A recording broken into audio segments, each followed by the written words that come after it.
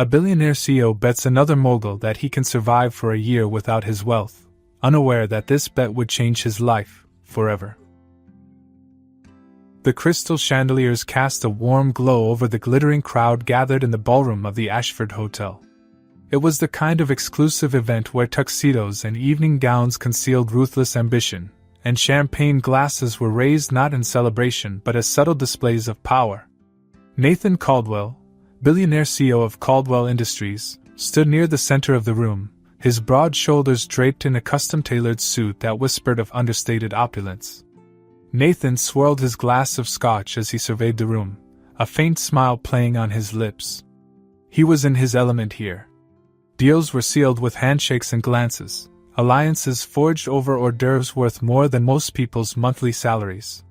Success wasn't just his identity, it was his armor. "Still charming the room, Nathan?" A sharp, familiar voice broke his reverie. Eleanor Vance, his fiercest rival in the corporate world, approached with a predatory smile. Her crimson dress matched her reputation for ruthlessness. Where Nathan exuded charm, Eleanor radiated cold calculation. "Eleanor," Nathan greeted her smoothly.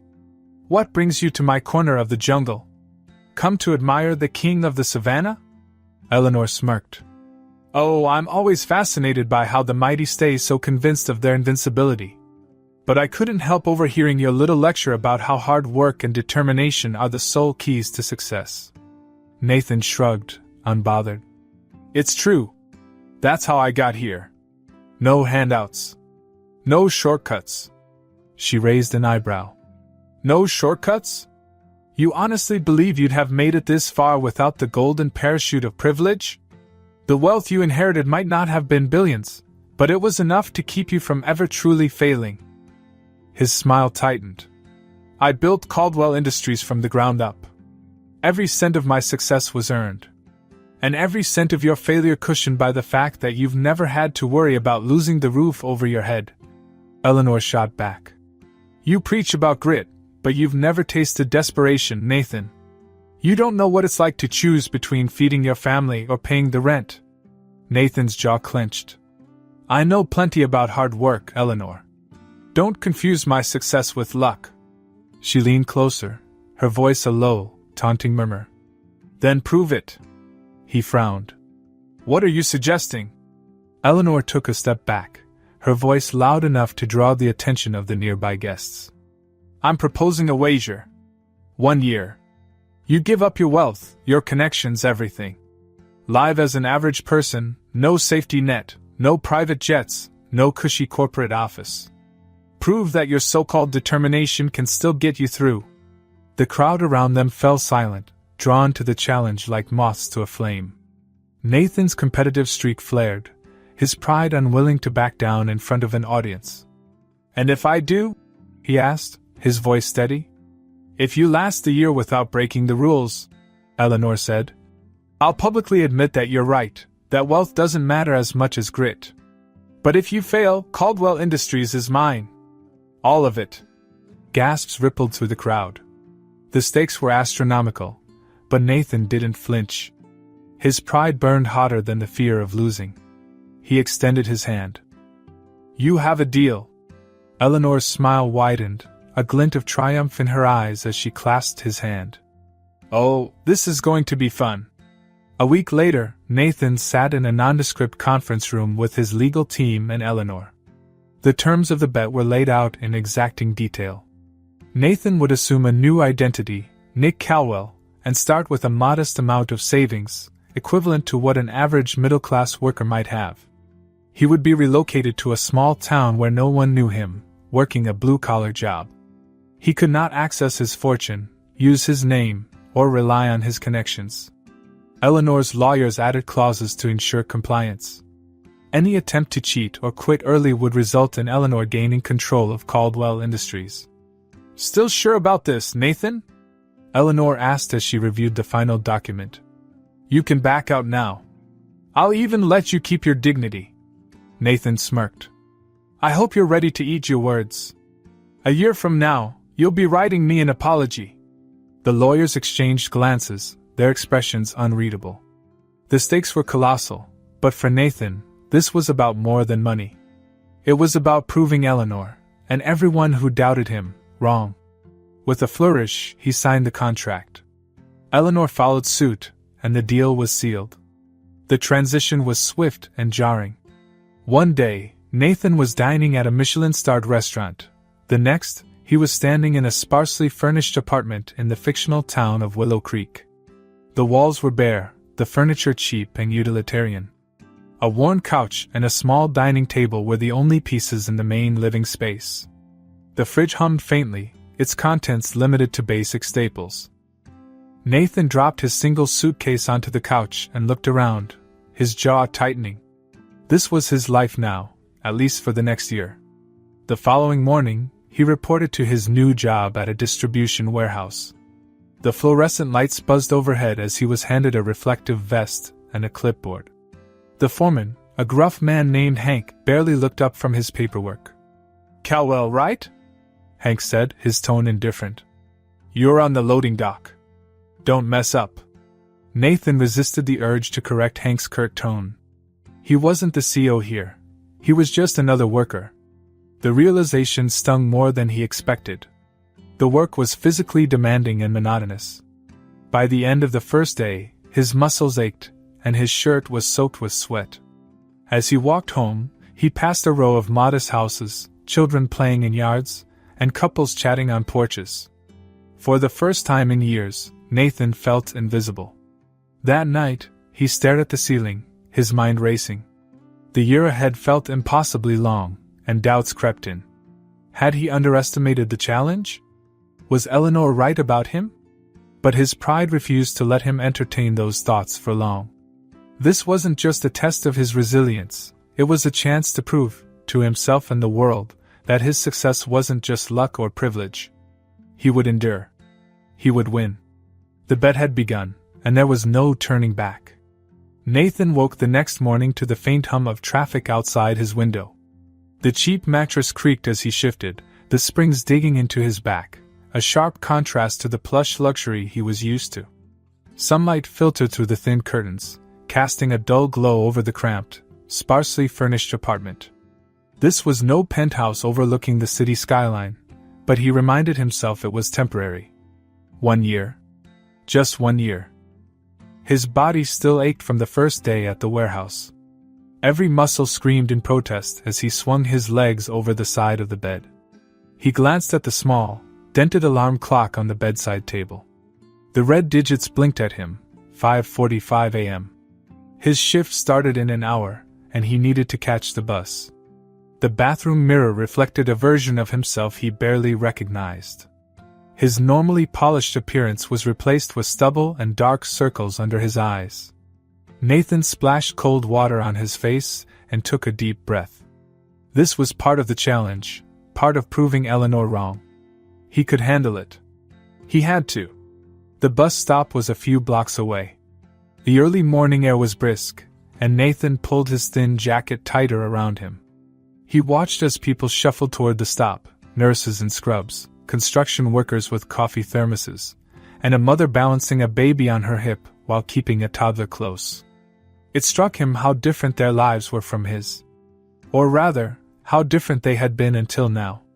The bus arrived, rattling to a halt. He climbed aboard, fumbling with the coins for the fare. The driver barely glanced at him as he took a seat near the back. The ride was bumpy, the seats worn and uncomfortable. He stared out the window, the gray streets of Willow Creek passing by, and tried to suppress the nagging thought that he had no escape hatch. This was his life now. At the warehouse, the day started much like the one before. Hank barked orders, assigning him to the same loading dock. Nathan's arms and back burned as he lifted and stacked heavy boxes, his hands growing rough from the coarse cardboard. By mid-morning, he was drenched in sweat. The fluorescent lights overhead buzzed incessantly, and the air smelled faintly of oil and damp concrete. During his lunch break, he found a corner in the break room to eat his hastily packed sandwich. The bread was dry, the contents uninspired, just ham and cheese. He missed the catered lunches and chef-prepared meals of his former life, but complaining felt absurd. He glanced around at his coworkers, who ate quietly, scrolling on their phones or chatting in small groups. No one paid him much attention. "Hey," a voice said, breaking the silence.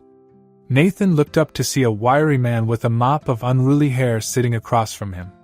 "You're the new guy, right? Nick?" Nathan nodded. "Yeah, that's me. I'm Tom," the man said, extending a calloused hand. Nathan shook it, noting the firm grip. "Don't worry, it gets easier." "Well, sort of." Nathan managed a weak smile. "Thanks. I'll take your word for it." Tom grinned and took a bite of his sandwich. "What did you do before this?" The question caught Nathan off guard. He hesitated, searching for an answer that wouldn't give away his real identity. Just odd jobs. Nothing special."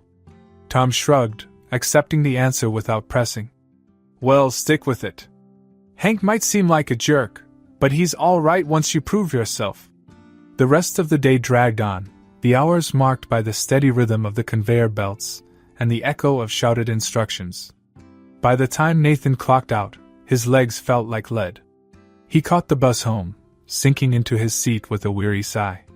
When he reached his apartment, the stark silence greeted him like an old adversary. He flipped on the small television, hoping for some distraction, but the news only reminded him of the world he'd left behind. Caldwell Industries had just closed a major deal, a story he would have been at the center of if not for the bet. The irony wasn't lost on him. The next morning, Nathan ventured into the local grocery store, his wallet feeling unusually light. He had made a list, something he hadn't done in years, and started down the aisles. Prices jumped out at him in a way they never had before. He debated over generic brands, tallying costs in his head, and avoided anything that felt like a luxury. By the time he reached the register, his cart was filled with the bare essentials. The total still made him wince. Walking home with the bags cutting into his hands, he realized just how fragile his new reality was. A few unexpected expenses could upend everything. Rent, utilities, groceries, it all added up quickly, and there wasn't much room for error. For the first time, he felt the looming weight of financial insecurity. It wasn't just theoretical anymore. It was real. As the weeks went by, the monotony of his routine began to wear on him. Wake up, go to work, come home, eat, sleep, repeat. The physical demands of the warehouse job didn't ease up, and the long hours left him too tired to do much else. He started to notice how easily frustration bubbled to the surface, at the delayed buses, the crowded break room, the constant ache in his body. But something else began to creep in, too. A small, hesitant sense of respect for the people around him. His coworkers weren't just surviving, they were managing families, juggling side jobs, and still finding moments to laugh or share stories. They weren't bitter or resigned. They were resilient. One evening, as he sat at his small kitchen table eating a bowl of soup, he thought about the life he had left behind. The private jet flights, the boardroom meetings, the sense of control. He had always believed his success was a result of his own determination, but now, stripped of all the advantages his wealth afforded him, he began to question how much of it had been luck or privilege. He pushed the thought away. This was what Eleanor wanted, for him to doubt himself, to falter. He wouldn't give her that satisfaction.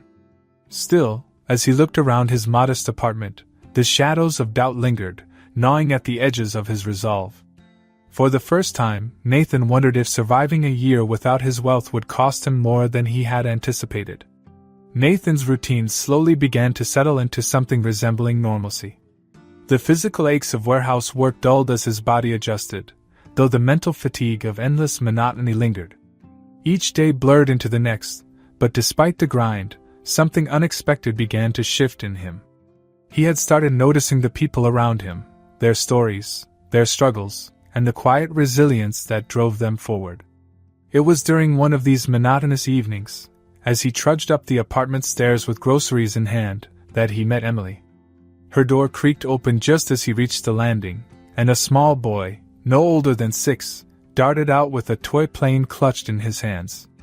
The boy nearly collided with Nathan, who instinctively steadied him. "Max!" a voice called, firm but tinged with affection. A woman appeared in the doorway, her hair pulled into a loose ponytail and her face a mix of exhaustion and warmth. "How many times do I have to tell you to wait for me?" Max grinned sheepishly, looking up at Nathan with wide eyes. "Sorry, Mom." Emily smiled apologetically. "Sorry about that. He's got more energy than I know what to do with." Nathan chuckled, setting down his groceries to ruffle Max's hair. "No harm done. Looks like you've got a future pilot here." Max beamed. "I'm gonna fly real planes one day." Nathan glanced at Emily. "He's got ambition." "That's good." She nodded, her smile softening. "Ambition's never been the problem. It's keeping up with him that's the challenge." Over the next few weeks, Nathan found himself running into Emily and Max often. Their interactions were brief at first, a shared laugh in the hallway or a wave across the parking lot. But the conversations gradually grew longer. Emily was a single mother, juggling 2 part-time jobs and night classes to make ends meet. Nathan couldn't help but admire her determination, though he saw the toll it took on her. One evening, as he returned from work, he noticed Max sitting alone on the steps outside their apartment. The boy was frowning at the broken wing of his toy plane. "Tough day?" Nathan asked, sitting down beside him. Max held up the plane. "It broke. Mom said she'll try to fix it, but she's busy." Nathan examined the toy. "Mind if I give it a shot?" Max's face lit up. "Really?" Nathan nodded, and they spent the next hour at his kitchen table, piecing the plane back together with tape and glue. By the time Emily knocked on his door to check on Max, the boy was proudly zooming the repaired plane through the air. "Thank you," she said, her voice soft. "You didn't have to do that." Nathan shrugged. "Happy to help." His growing connection with Emily and Max was mirrored by another unexpected relationship, his neighbor, Mr. Peterson. The retired teacher lived alone in the apartment next door and spent most of his days tending to a small garden on the shared patio. Nathan often saw him pruning plants or reading old, worn books. One weekend, as Nathan sat outside nursing a cup of instant coffee, Mr. Peterson glanced over. "You're the new tenant, right? Nick?" Nathan nodded. "That's me. Don't see many young folks out here," Peterson said, his voice raspy but kind. "Too busy staring at their phones." Nathan chuckled. "I guess I like the fresh air." Peterson nodded approvingly. "Good man. You know, this garden keeps me sane. Life's slower now, but these plants give me purpose." Over time, their conversations deepened. Mr. Peterson shared stories of his years as a teacher, his late wife, and the joy he found in small acts of kindness. Nathan found himself drawn to the man's quiet wisdom, realizing he had rarely stopped to appreciate life's simpler pleasures. At work, Nathan's perspective also began to shift. The initial isolation he felt in the warehouse gave way to camaraderie, as he made an effort to connect with his coworkers. He offered small suggestions that improved efficiency, drawing on his years of corporate experience without revealing his true background. One day, he noticed Tom struggling with a particularly heavy load. Nathan stepped in to help, earning a grateful nod. "You didn't have to do that," Tom said, wiping sweat from his brow. "We're a team, right?" Nathan replied. The words felt strange coming from him, a man who had spent years making decisions from the top without considering those at the bottom, but they were true. He began to look for other ways to contribute. When he noticed the aging vending machine frequently jammed, he spent an afternoon tinkering with it until it worked smoothly again. The small victory earned him a round of thanks from his coworkers, who had grown used to its temperamental behavior. His evenings, once solitary, also took on new meaning. He helped Mr. Peterson repair a broken patio chair, joined Emily and Max for dinner after fixing their leaky faucet, and even taught Max how to fold paper airplanes. The boys' laughter became a sound Nathan found himself looking forward to. But it wasn't all smooth sailing. Nathan still struggled with the realities of his new life. A surprise utility bill forced him to dip into his limited savings, leaving him anxious about how he'd make it to his next paycheck. Public transportation remained a frustrating ordeal, and the physical toll of warehouse work never entirely faded. Yet, despite the hardships, he felt a growing sense of fulfillment. These weren't the grand victories he was used to as a billionaire CEO, no major acquisitions, no headlines, but they felt meaningful in a way he hadn't expected. One evening, as he sat on the patio with Mr. Peterson, Emily, and Max, sharing stories and laughter, Nathan realized he felt something he hadn't in years, a sense of belonging. It was a far cry from the lavish dinners and high-stakes boardroom meetings of his former life, but it was real. The connections he was building weren't just teaching him about others, they were teaching him about himself. Slowly, Nathan began to understand that the world he had once overlooked was far richer and more complex than he had imagined. These people weren't surviving despite their struggles, they were thriving because of their resilience, their humor, and their unwavering hope. As the stars twinkled above the small town of Willow Creek, Nathan found himself smiling. The bet was far from over, but for the first time, he felt like he was starting to win something far more valuable than pride. Nathan's days in Willow Creek began to feel almost routine. His relationships with Emily, Max, and Mr. Peterson had brought a warmth to his otherwise challenging life. Even the warehouse, though physically grueling, had become familiar. He was finding his footing in a world far removed from his old life, but the shadow of the bet lingered. Eleanor wouldn't let him off that easily. It started with a letter. One morning, Nathan found an envelope slipped under his apartment door. Inside was an offer from a company in a nearby city, an executive position with an exorbitant salary. The offer seemed too coincidental to be legitimate, and as he read through the details, he spotted the trap. The job came with a corporate apartment, a company car, and access to resources that would clearly violate the terms of the bet. The letter wasn't signed, but the message was clear: Eleanor was testing him. Nathan crumpled the paper in his fist and threw it into the trash. He refused to give her the satisfaction of breaking. But the temptation lingered in his mind. The job represented everything he had lost: comfort, prestige, security. All he had to do was take it, and he could end this charade. The next day at work, the warehouse was abuzz with chatter. Tom, who usually greeted Nathan with a grin and a joke, was uncharacteristically quiet. During their lunch break, Nathan sat down next to him. "Everything okay?" Nathan asked. Tom hesitated, then sighed. "Not really. Hurt my back last week, and the doctor says I need time off. Trouble is, I can't afford to miss work. Rent's due, and I'm already behind." Nathan frowned. "Can't the company help?" Tom shook his head. "Not this place. They don't care about us. If I don't work, I don't get paid." The frustration in Tom's voice struck a chord with Nathan. Back when he ran Caldwell Industries, situations like this had been abstract numbers on a balance sheet. Now, sitting across from Tom, he saw the human cost of policies that prioritized profits over people. That evening, Nathan couldn't shake the thought of Tom's predicament. The temptation Eleanor had dangled before him resurfaced.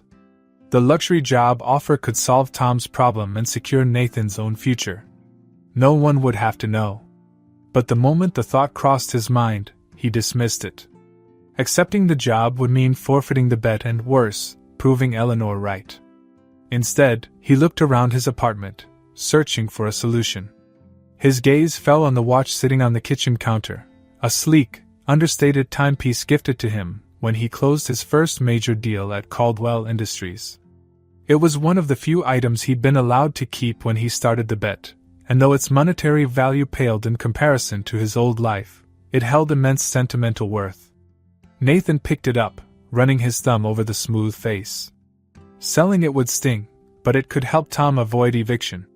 The decision wasn't easy, but it felt right. This was the kind of choice he had always avoided as a CEO, shielding himself behind numbers and policies. The next morning, he stopped by a pawn shop on the edge of town. The owner appraised the watch and offered him a sum that made Nathan's stomach twist. It was far less than the watch was worth, but he took the cash without hesitation. When he handed the money to Tom later that day, the man's eyes widened in disbelief. "Nick, I can't take this," Tom said, shaking his head. "This is too much. You can and you will, Nathan replied firmly. Consider it a loan. Pay me back whenever you can. Tom looked at him for a long moment, his expression a mixture of gratitude and guilt. I don't know how to thank you. Nathan smiled. Just get better. That's thanks enough. Word of Nathan's generosity spread quickly among the warehouse workers. For some, it was a welcome surprise. For others, it raised questions. Why would a man struggling to make ends meet himself go out of his way to help someone else? Nathan deflected the attention, insisting it was no big deal. But deep down, he felt a quiet sense of pride. For once, he had used what little he had to make a real difference. As the weeks passed, Tom's situation improved. The landlord agreed to a payment plan, and Tom's back began to heal. Nathan, however, continued to wrestle with the choices he had made. The watch had been a symbol of his past success, a reminder of who he once was. Letting it go felt like losing a piece of himself. Yet, at the same time, it symbolized something far greater, his growing understanding of what truly mattered. Eleanor's games didn't stop there. A second letter arrived, this one offering a consulting gig that was perfect for someone with your skills. It came with a generous per-project rate and the promise of flexible hours. Nathan tore it up without a second thought. Each test she sent only strengthened his resolve. One evening, as he sat on the patio with Mr. Peterson, the older man glanced at him and said, "You've been looking more tired lately. Everything all right?" Nathan hesitated, then nodded. "Just figuring some things out." Peterson chuckled softly. "Aren't we all? Life has a way of throwing curveballs when you least expect them. But you seem like the kind of man who'll find his way." Nathan smiled faintly, grateful for the older man's quiet wisdom. He didn't have the heart to tell Peterson how far he had fallen, or how much he still had to prove. That night, as Nathan lay in bed, he thought about the bet and the person he was becoming. He wasn't just surviving anymore, he was learning.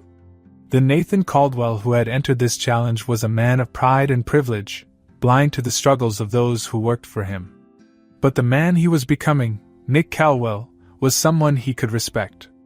The road ahead would undoubtedly hold more challenges, but for the first time, he felt prepared to face them. After all, he was no longer walking it alone. Nathan's life in Willow Creek had transformed in ways he hadn't anticipated. What started as an unbearable struggle had become a journey of discovery. He had found purpose in helping Tom and joy in the quiet camaraderie of his neighbors and co-workers. Yet, the weight of the bet lingered, especially as he became more entangled in the lives of those around him. Emily and Max had become a fixture in his days. Nathan often found himself stopping by their apartment to help with small repairs or to share dinner. Max's laughter filled the otherwise quiet evenings, and Nathan found himself looking forward to Emily's warm smile. But every moment spent with them reminded him of the secret he carried, who he really was and the stakes of his presence in their lives. One evening, as Nathan helped Max assemble a toy robot, Emily sat nearby, grading papers for her night classes. She looked up and smiled. "You're good with him," she said softly. "He's been through a lot, but he's really opened up since you've been around." Nathan felt a pang of guilt. He wanted to tell her the truth, but the words wouldn't come. Instead, he nodded and changed the subject, asking about her classes. She talked about her dream of becoming a teacher, her voice tinged with both hope and fatigue. Her struggles and determination reminded Nathan of the countless people he had once overlooked as a CEO. He wanted to do more, not just for Emily and Max but for the entire community. His mind began to turn, searching for ways to help. The idea came to him during a late-night conversation with Mr. Peterson. They were sitting on the patio, the scent of fresh soil from Peterson's garden filling the air. "Life's about helping each other, Nick," Peterson said, adjusting his glasses. "That's how communities thrive. When folks pool their strengths, they can overcome just about anything." Nathan considered the words long after Peterson had gone inside. The warehouse workers often talked about how hard it was to make ends meet, high rent, rising grocery prices, medical bills. Everyone was struggling, but no one was working together to ease the burden. Nathan realized he could use his skills to change that. The next day, he began laying the groundwork for a community-run co-op. The idea was simple. Residents could pool resources to reduce costs, bulk buying groceries, sharing tools, and even coordinating childcare. It would take organization and trust, but Nathan believed it could work. Convincing people to join wasn't easy. At first, many of his co-workers were skeptical. Why would someone like Nick Calwell, a man who had barely been in town for a few months, suddenly take on such a project? Some suspected he had an ulterior motive, while others doubted it would make any real difference. Tom, however, vouched for him. "Nick's the real deal," he said during one of their lunch breaks. "He helped me when no one else would. If he says this co-op thing will work, I'm willing to give it a shot." With Tom's endorsement, others began to come around. Nathan hosted a meeting at the local community center, where he explained the idea in detail. He used simple language, drawing on his years of experience presenting to boardrooms but adapting it for his audience. By the end of the meeting, a dozen people had signed up. Over the next few weeks, the co-op began to take shape. Nathan helped organize bulk grocery orders, saving everyone money. He coordinated a tool-sharing system, so residents didn't have to buy expensive equipment for one-time projects. Parents took turns watching each other's kids, freeing up time for work or rest. The co-op wasn't perfect. There were disagreements and logistical hiccups, but it made a tangible difference. For the first time, Nathan felt like his business skills were being used for something truly meaningful. As the co-op grew, so did the respect Nathan earned from his coworkers and neighbors. People who had once doubted his sincerity now saw him as a leader. Even Hank, the gruff warehouse manager, started treating him with a hint of admiration. "You've got a knack for this, Nick," Hank said one day, after Nathan had helped streamline the warehouse's inventory system. "Ever think about moving up the ladder here?" Nathan smiled, though the offer stung in an unexpected way. He couldn't accept, not without revealing the truth about who he was. Instead, he thanked Hank and returned to work, his thoughts heavy. Through it all, his relationship with Emily deepened. They spent more time together, sharing stories about their pasts, though Nathan carefully avoided the parts of his life that might give him away. Emily, in turn, opened up about her struggles as a single mother and her fears about the future. One evening, as they sat on her couch watching Max play with his toy robot, Emily turned to Nathan. "I don't know what we'd do without you," she said softly. "You've been such a blessing to us." Nathan's chest tightened. He wanted to tell her everything, to explain the bet, his real name, and why he had come to Willow Creek. But he was afraid of losing the connection they had built. Instead, he reached for her hand, squeezing it gently. "You don't have to worry," he said. "I'll always be here for you and Max." The words felt both true and painfully incomplete. As the co-op's success grew, Nathan found himself grappling with the same guilt that had plagued him since he arrived. He was building a life here, one that felt more genuine than anything he had experienced as a billionaire. But it was all built on a lie. How could he ask Emily, Max, or anyone else to trust him when he couldn't even be honest about who he was? One night, as he lay in bed staring at the ceiling, the weight of the truth pressed down on him. The bet had started as a way to prove Eleanor wrong, to defend his pride.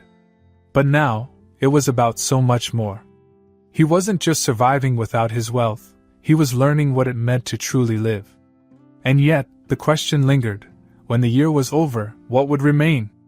Would these connections, this community, still be there? Or would it all unravel the moment they learned the truth?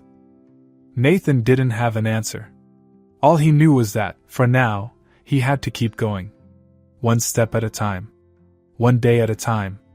The community co-op had grown into something Nathan was proud of. It wasn't just a means to save money, it was a symbol of what people could achieve when they came together. At the warehouse, Nathan felt a quiet satisfaction knowing his coworkers had started to trust him, their skepticism replaced by camaraderie.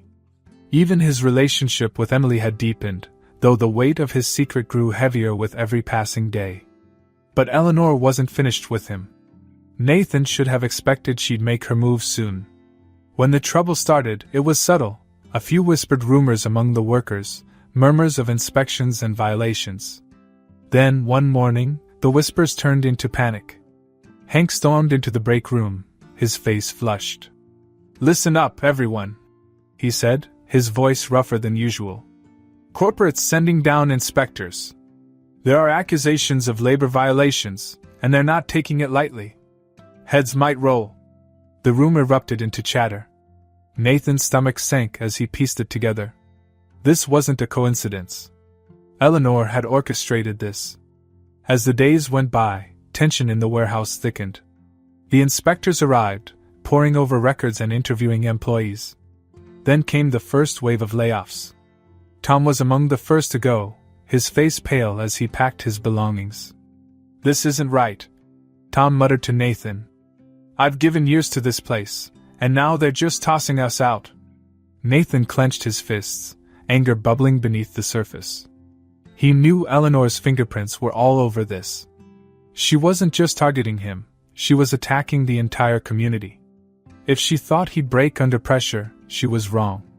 Determined to fight back, Nathan started digging. He pored over company policies and labor laws, searching for any way to stop the layoffs. His knowledge of corporate systems and strategies, honed during his years at Caldwell Industries, proved invaluable. Late nights at his apartment turned into strategy sessions, fueled by a growing resolve to protect the people who had come to mean so much to him. But the more Nathan pushed, the closer he came to the edge of exposure. During a heated meeting with Hank and a group of workers, his frustration slipped through. "We can challenge this," Nathan said, his voice rising. "I know how these corporate games work. I've dealt with them before." Hank raised an eyebrow. "Dealt with them how?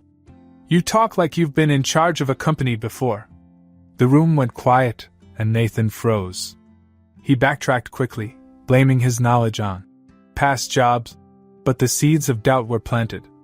The tipping point came during a confrontation with the inspectors. Nathan had uncovered a loophole that could halt the layoffs and demanded a meeting. He laid out his case with precision, speaking with the authority of someone who had lived in boardrooms for years. For a moment, it seemed like he might succeed. Then, one of the inspectors frowned, flipping through a file. "Nick Caldwell, huh?" he said, his tone skeptical. "You sound a lot like someone I read about, Nathan Caldwell, the CEO." The words hung in the air like a thunderclap. Nathan's stomach dropped. He tried to deflect, but it was too late. One of the workers had overheard and spread the revelation like wildfire. By the time Nathan returned to the warehouse floor, the entire workforce was abuzz. Whispers turned to stares, then outright confrontation. Tom was the first to approach him. "You're a billionaire?" Tom's voice was a mix of disbelief and anger. "This whole time, you've been pretending to be one of us?" Nathan opened his mouth to explain, but Tom didn't let him. "Was this all a game to you? Helping me, the co-op, was it just some sick experiment?" "It wasn't like that," Nathan said, his voice strained. "I didn't plan for this to happen. I wanted to." "To what? Prove you could slum it for a year?" Tom shook his head. "You're just like the rest of them. You don't understand what it's like to actually live this life." The words stung more than Nathan expected. Tom turned and walked away, and others followed, their faces a mixture of betrayal and hurt. The fallout was swift and brutal. The co-op, once a symbol of unity, fractured as trust dissolved. Members withdrew, unwilling to associate with someone they now saw as a fraud. Emily, too, confronted him, her eyes blazing with anger. "You lied to us," she said, her voice trembling. "You lied to me." "I didn't mean to," Nathan said, desperation creeping into his tone. "I was trying to what? Win some bet? Prove a point?" Emily's voice broke. "You made me believe you were someone I could rely on. Max loves you. She stopped herself, tears welling in her eyes. "I don't even know who you are." Nathan reached for her, but she stepped back. "Just go, Nick. Or Nathan, or whoever you are. I can't do this." As she closed the door, Nathan felt the weight of his choices crush him. For the first time since the bet began, He questioned everything. Had he truly changed, or had he just been playing a role? The trust he had worked so hard to build was gone, and he was left with nothing but the bitter realization of his mistakes. In the days that followed, Nathan became a ghost in Willow Creek. The warehouse cut his hours, and his co-workers avoided him. The co-op dissolved completely, leaving those who had relied on it scrambling to adjust. Nathan spent most of his time alone, replaying the events in his mind and wondering if he could ever make things right. Even Mr. Peterson, who had always been a source of comfort, seemed distant. One evening, as they sat in silence on the patio, Peterson finally spoke. "You messed up, kid," he said bluntly. "But if you're really the man you've been trying to be, you won't just walk away. You'll fix it." Nathan nodded, though he had no idea how. He had lost the trust of the people who mattered most, and he wasn't sure if it could ever be regained. But Peterson's words stuck with him. If he had any chance of redemption, he would have to face the fallout head-on. As the sun dipped below the horizon, casting long shadows over the quiet town, Nathan resolved to find a way forward. He had spent months learning what it meant to be part of a community. Now, he would have to prove he deserved to stay in it. Nathan spent days in quiet reflection, replaying every mistake, every missed opportunity to tell the truth. The isolation was crushing, but Mr. Peterson's words stayed with him. "You won't just walk away. You'll fix it." If there was even a chance to rebuild what he had broken, he had to try. He started small. At the warehouse, Nathan approached Tom first, the guilt of betrayal still fresh in his mind. Tom's expression was guarded as Nathan spoke. "I don't expect you to forgive me," Nathan began, his voice steady but strained. "But I want to make things right. I know you're struggling, and I can help." Tom crossed his arms. "Why? To ease your conscience?" "No," Nathan said firmly. "Because I care." That wasn't a lie. Tom studied him for a long moment before sighing. "If you really want to help, there are others who need it more than me." Nathan nodded, grateful for even the faintest crack in Tom's armor. Using the limited personal savings he was allowed under the terms of the bet, Nathan began reaching out to his former coworkers, discreetly helping them with rent, utility bills, and groceries. At first, many were hesitant to accept his assistance, but as word spread, a few began to trust his intentions. He focused on those hit hardest by the layoffs, compiling lists of job opportunities and connecting people with resources they hadn't known existed. The community co-op, once the centerpiece of his efforts, had all but crumbled. Determined to rebuild it, Nathan started from scratch, reaching out to the few members who hadn't completely turned their backs on him. Slowly, he began to restore the initiative, emphasizing its importance to the community rather than himself. Emily, however, remained distant. She avoided him at every turn, and when he knocked on her door one evening, she opened it only long enough to shake her head. "I can't do this, Nathan," she said softly. "Not yet." Her words stung, but he understood. She had every right to keep her distance, and he had no choice but to respect her boundaries. Weeks turned into months, and though progress was slow, it was real. The co-op began to regain its footing, now with a clearer purpose and a more transparent structure. Nathan avoided any position of leadership, letting others take the reins.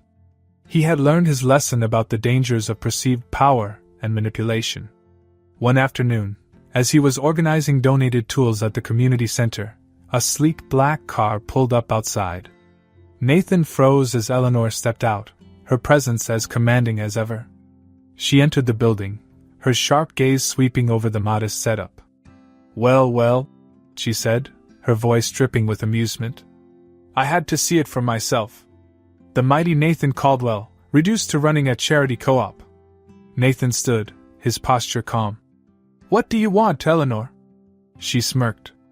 "I came to check on my investment. After all, I've worked hard to bring you to this point." Nathan's jaw tightened. "You mean sabotaging people's livelihoods just to win a bet?" Her smirk faltered for a brief moment. "They were collateral damage, Nathan. This was about proving a point. And look at you, exactly where I wanted you. Desperate, humbled, and clinging to scraps of your old self. Nathan met her gaze evenly. You're right. I'm not the same person I was. And I have you to thank for that. But this isn't about the bed anymore. It's about these people and what they need. You can gloat all you want, but I'm not giving up. Eleanor studied him, her expression unreadable.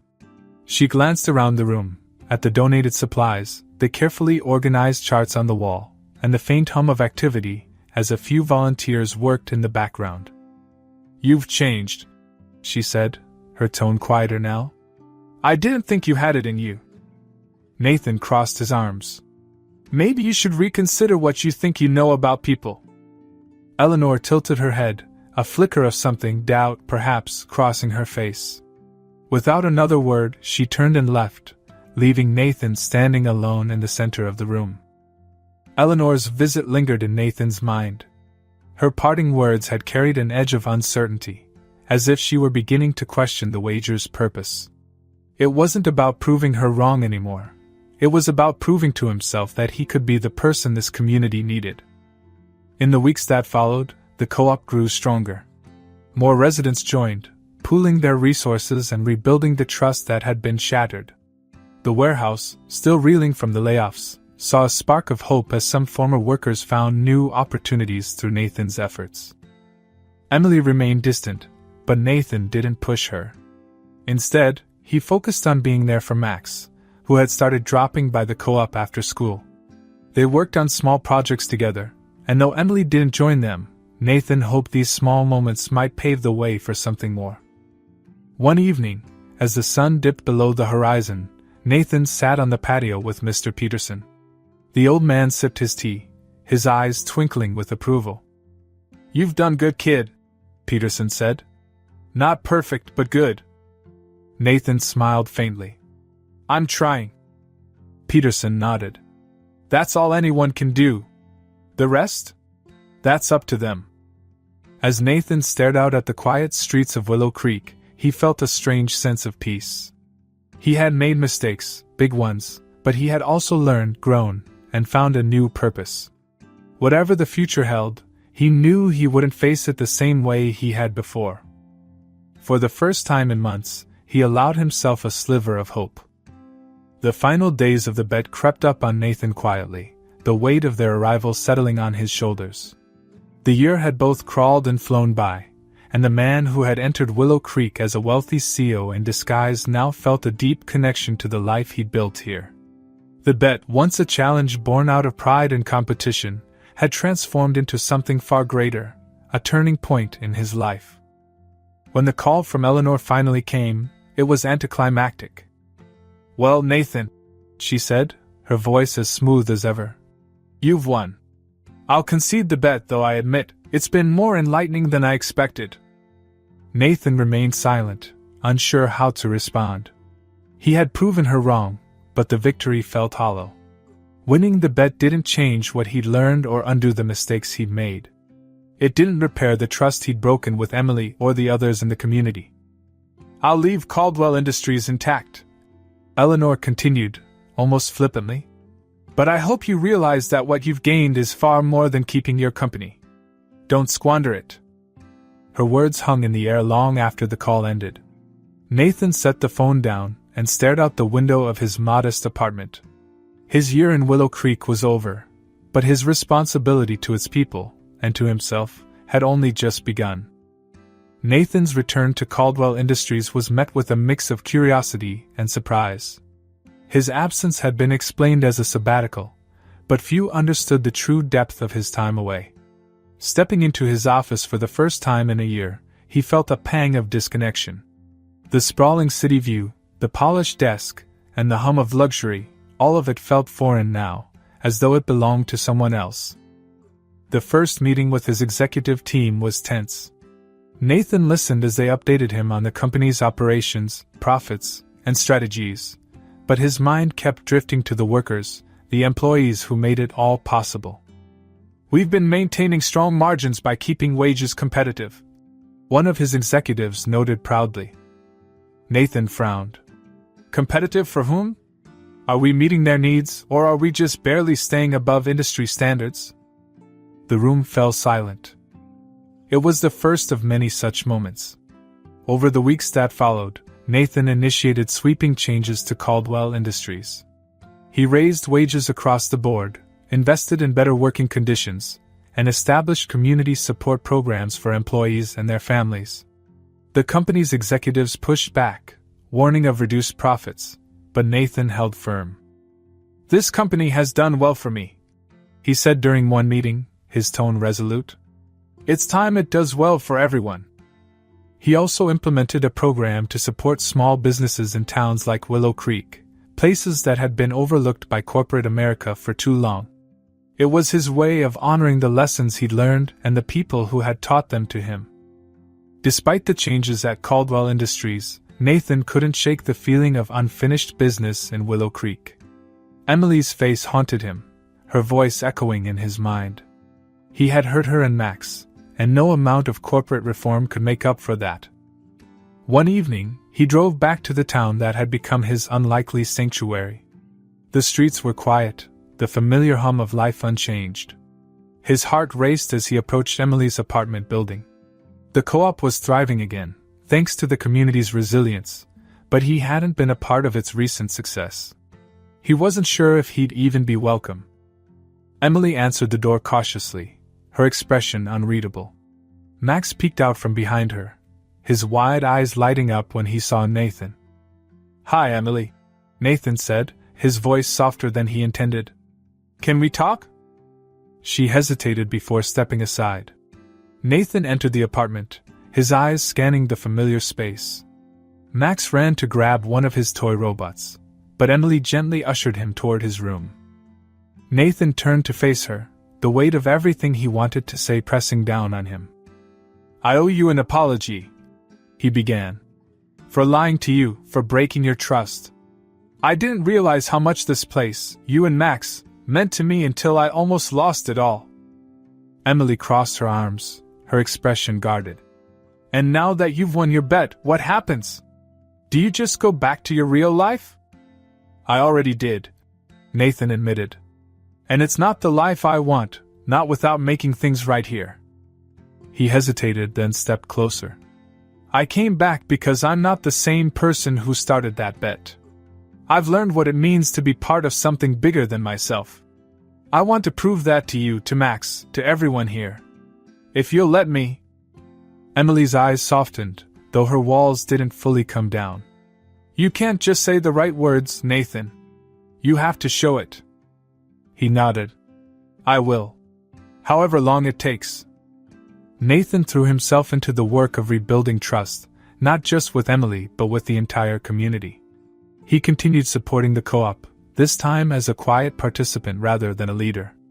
He funded improvements to the warehouse anonymously, ensuring better working conditions for those still employed there. Slowly, people began to see his sincerity. It took weeks of effort, but Nathan and Emily found their way back to one another. Their conversations became less strained, their moments together more frequent. Max's unshakable affection for Nathan helped bridge the gap, and one day, Emily surprised Nathan with a smile that felt like forgiveness. "I can see you're trying," she said softly. "And I think we might be ready to try again too." Months later, Nathan stood in the heart of Willow Creek, surrounded by the community that had changed his life.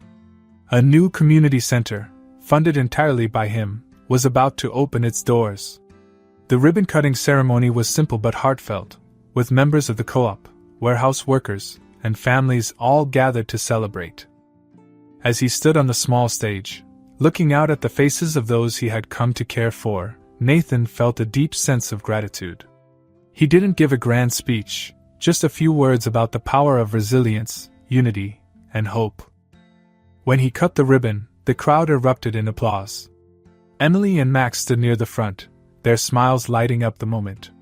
Nathan knew his journey wasn't over, but for the first time, he felt like he was exactly where he was meant to be.